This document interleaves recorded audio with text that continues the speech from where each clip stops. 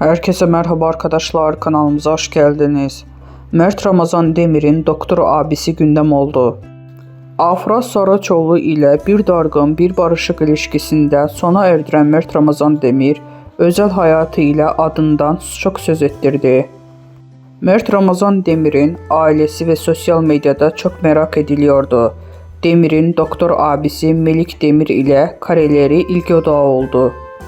Afra Saraçoğlu ile yaşadığı çalkantılı aşkla gündemden düşmeyen Mert Ramazan Demir, özel hayatı kadar ailesi de merak konusu.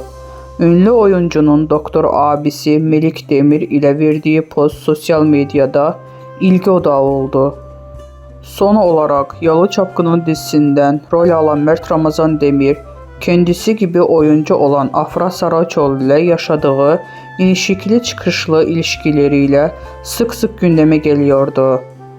Ayrılık, barışma, kıskançlık krizleri ve ihanet iddialarıyla çalkantılı bir ilişki yaşayan ikili bir kez daha ayrıldı.